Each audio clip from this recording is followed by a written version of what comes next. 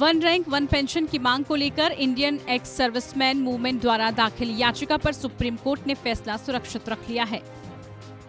केंद्र सरकार ने सुप्रीम कोर्ट में दिए गए अपने हलफनामे में बताया है कि 2014 में तत्कालीन वित्त मंत्री पी चिदम्बरम ने कैबिनेट की सिफारिश के बिना दिए OROP पर चर्चा के दौरान बयान दिया था, जबकि 2015 की वास्तविक नीति अलग थी।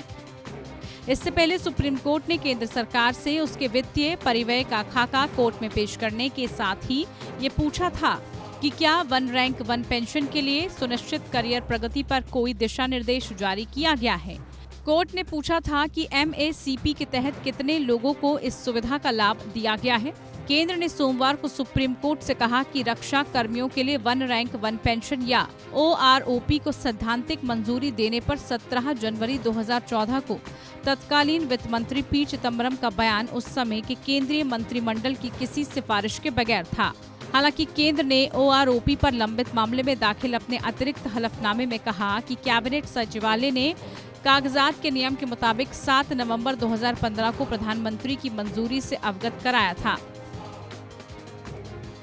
ये स्पष्टीकरण केंद्र ने न्यायमूर्ति DY चंद्रचूड़ की अध्यक्षता वाली एक पीठ की ओर से सरकार से स्पष्ट करने को कहे जाने के बाद दिया गया है कि क्या 17 फरवरी 2014 को तत्कालीन वित्त मंत्री का दिया गया बयान केंद्रीय मंत्रिमंडल के किसी निर्णय या सिफारिश पर आधारित था।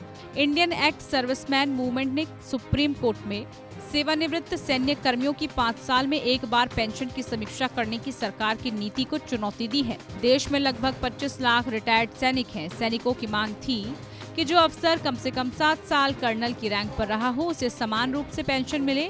ऐसे अफसरों की पेंशन 10 साल तक कर्नल रहे अफसरों से कम नहीं होगी बल्कि उनके बराबर होगी। फौजियों की मांग थी कि उन्हें भी 60 साल पर रिटायर किया जाए। सैनिकों को 33 साल पर ही रिटायर कर दिया जाता है और उसके बाद सारा जीवन उन्हें पेंशन पर ही गुजारना पड़ता है, जबकि अन्य कर्मचारी 60 साल तक पूरी तनख्वाह पाते हैं। फौजी सिर्फ इतना ही नहीं चाहते थे कि छठे वेतन आयोग को लागू करते हुए समान पद पर और समान समय तक सर्विस कर चुके फौजियों को एक समान पेंशन दी जाए, चाहे दोनों किसी भी साल में रिटायर हो चुके हों। 2008 में पूर्व सैनिकों ने इंडियन एक्स सर्विसमैन मूवमेंट नाम से एक संगठन बनाकर लंबे समय तक संघर्ष भी किया। दिल्ली के जंतर मंतर पर लगातार धरना प्रदर्शन किया गया। Bureau report.